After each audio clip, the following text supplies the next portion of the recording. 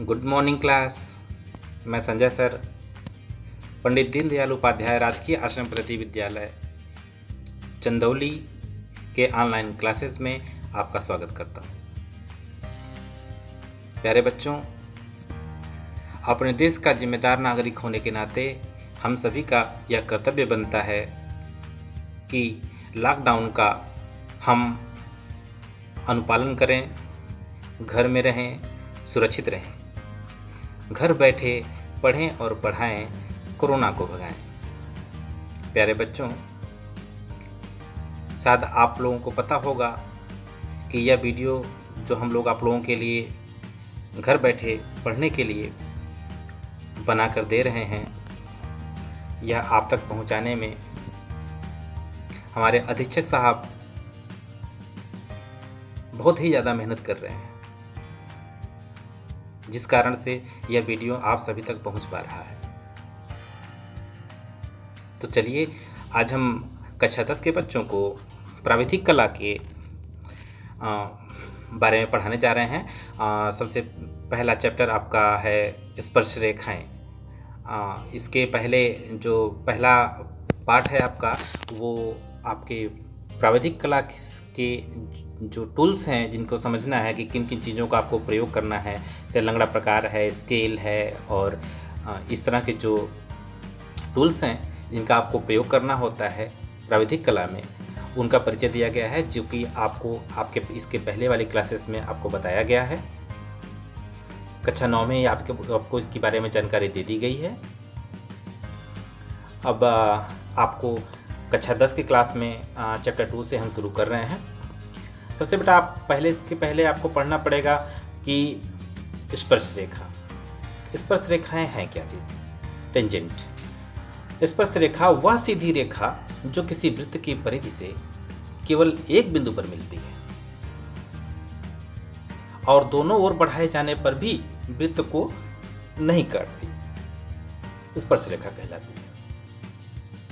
मतलब कि वृत्त का जो परिधि होता है, उस परिधि के किसी एक बिंदु से ही होकर के स्पर्श रेखा गुजरती है,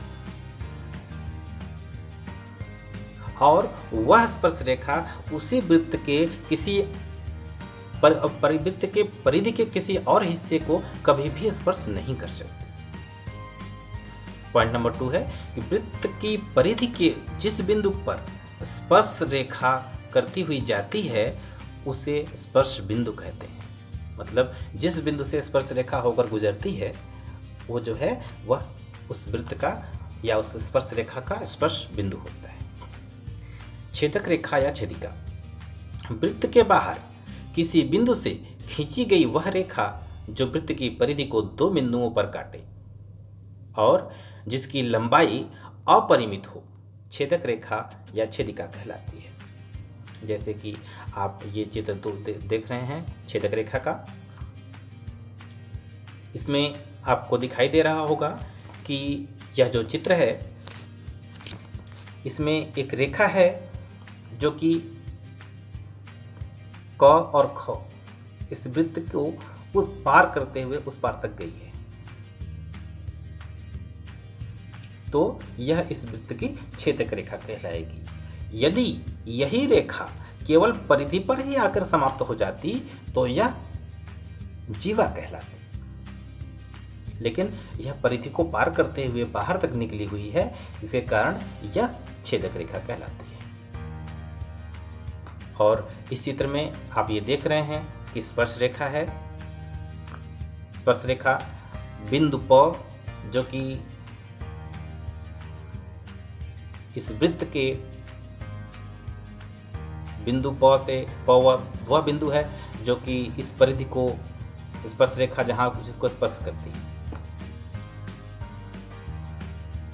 वह स्पर्शी वृत्त। जब 2 वृत्त एक दूसरे को बाहर से स्पर्श करते हैं तो उन्हें वाह्य स्पर्शी वृत्त कहते हैं। जब 2 वृत्त एक दूसरे को बाहर से स्पर्श करते हैं तो उन्हें वाह्य स्पर्शी वृत्त कहते हैं। जैसे कि आप ये देखेंगे चित्र संख्या ये। इस चित्र में आप ये देखेंगे कि दो वृत्त बने हैं, एक वृत्त बड़ा है और दूसरा वृत्त छोटा है। तो यह छोटे और बड़े दोनों वृत्त एक दूसरे को बाहर से स्पर्श कर रहे हैं और स्पर्श बिंदु इसमें ग आपको दिखाई दे रहा है। एक वृत्त क है, दूसरा वृत्त ख है और दोनों वृत्त एक दूसरे को जहां स्पर्श कर रहे हैं वह बिंदु ग है। तो ऐसे वृत्त को बाह्य स्पर्शी वृत्त कहा जाएगा। इसके बाद है अंतःस्पर्शी वृत्त। अंतःस्पर्शी वृत्त जब दो वृत्त एक दूसरे को भीतर की ओर स्पर्श करते हैं। जैसे आप इस चित्र में देख रहे हैं कि यह दोनों वृत्त जो है एक दूसरे को अंतर की ओर स्पर्श कर रहे हैं, तो यह अंतःस्पर्शी वृत्त होगा। इसमें आप देख रहे हैं एक वृत्त क है और एक वृत्त ख है और क ख दो एक दूसरे को आप देख रहे हैं कि किस बिंदु पर स्पर्श कर रहे हैं, इस बिंदु पर स्पर्श कर रहे हैं। यह अंतःस्पर्शी वृत्त होगा।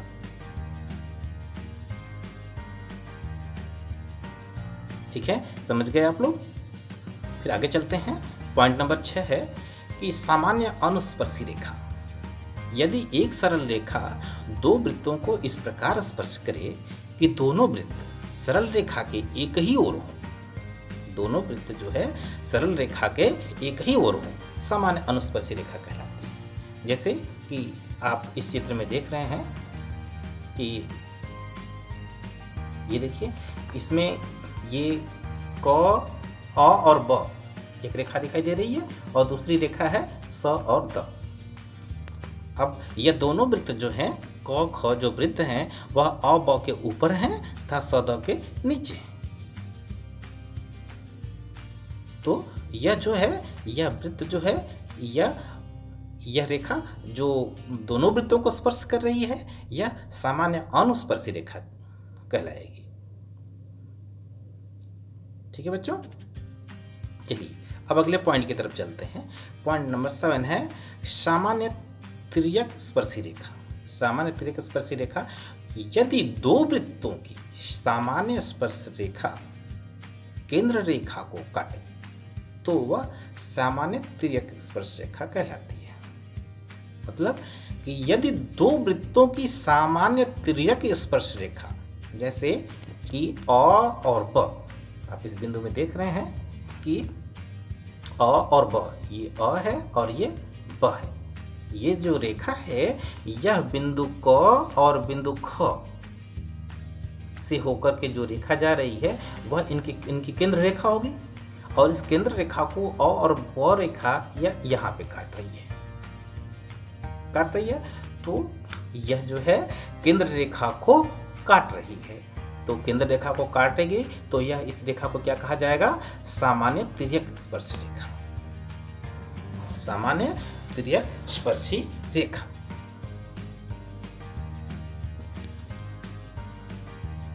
ठीक है, तो इस चैप्टर में इतनी बातों को हमें ध्यान रखना है। कुछ बिंदु हैं जिन पे ध्यान स्पेशल रूप से ध्यान रखा जाना चाहिए, जैसे कि स्पर्श बिंदु को केंद्र से मिलाने वाली रेखा त्रिज्या।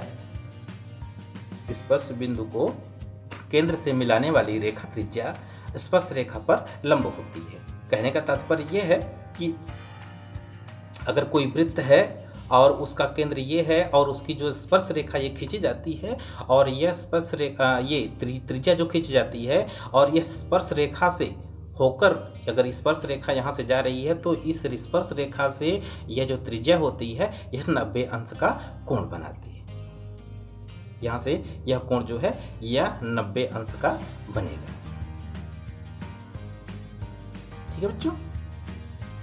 पॉइंट नंबर 2, किसी वृत्त की परिधि पर दिए हुए बिंदु से केवल एक ही स्पर्श रेखा खींची जा सकती है। मतलब कि जैसे कोई वृत्त है, अगर आपको कोई एक वृत्त दे दिया गया और इस पर एक बिंदु लिया गया और इस बिंदु से आपको एक स्पर्श रेखा खींचनी है, तो यह जो वृत्त होगा इस वृत्त के किसी एक बिंदु से केवल एक ही स्पर्श रेखा खींची जा सकती है और न कि 2 स्पर्श रेखाएं। क्योंकि जब दूसरी स्पर्श रेखा आप खींचेंगे तो यह इस बिंदु से तो नहीं जाएगी, इस बिंदु से तो होकर के जा ही नहीं सकती। वह किसी और बिंदु से खींची जा सकती है, परंतु उसी बिंदु से जहाँ से एक स्पर्श रेखा खींची गई है वहाँ से आप दूसरी स्पर्श रेखा नहीं खींच सकते। पॉइंट नंबर 3 कि बाह्य बिंदु से किसी वृत्त पर खींची गई दो समान स्पर्शी रेखा, मतलब किसी बाह्य बिंदु से खींची गई किसी वृत्त पर खींची गई दो समान स्पर्शी रेखाएं परस्पर तुल्य होती हैं। जैसे कि मान लीजिए कि आप ये देखेंगे कि जैसे कोई एक वृत्त है, इस वृत्त पर इस कहीं बाहर से कोई एक दो रेखाएं खींची जा रही हैं, ये स्पर्श रेखा और एक स्पर्श रेखा खींची जा रही है, तो यह जो दोनों रेखाएं हैं ये दोनों परस्पर तुल्य होती हैं।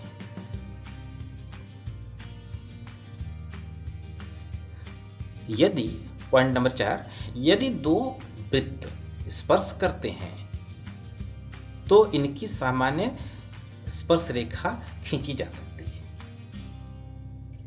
यदि दो वृत्त वो भी बाह्य स्पर्श, बेटा इस चीज को ध्यान रखना है आपको कि यहाँ पे कहा जा रहा है कि यदि दो वृत्त स्पर्श करते हैं तो इनकी सामान्य तिर्यक स्पर्श रेखा खींची जा सकती है। लेकिन स्पर्श करने का मतलब तात्पर्य यह है कि जैसे एक वृत्त यहाँ है और एक वृत्त यहाँ है, यह दोनों एक दूसरे को स्पर्श कर रहे हैं, चाहे वो एक छोटा हो एक बड़ा हो या दोनों बराबर हो या कैसे भी हो, दोनों की स्पर्श रेखा खींची जा सकती है। लेकिन यदि अंतःवृत्त हो तो भी उनकी स्पर्श रेखा खींची नहीं जा सकती, क्योंकि अंतःवृत्त में स्पर्श रेखा खींचना संभव नहीं है।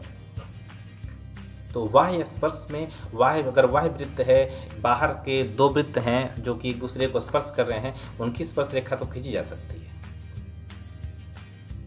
नंबर 5, छेदक रेखा जीवा नहीं हो सकती। अभी आपको मैंने समझाया कि छेदक रेखा जो है वह जीवा नहीं हो सकती। जीवा जो होती है वह एक परिमित रेखा होती है और वह केवल वृत्त की परिधि पर समाप्त हो जाती है।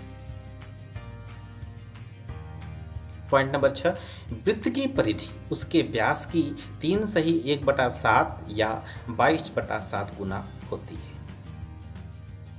ठीक है बच्चों, तो आज ये छोटा सा क्लास जिसमें आपको पाठ 2 से परिचय कराया गया, और आप इससे संबंधित जो भी प्रश्न हो आप हमसे पूछ सकते हैं और अपने कमेंट भी देते रहें।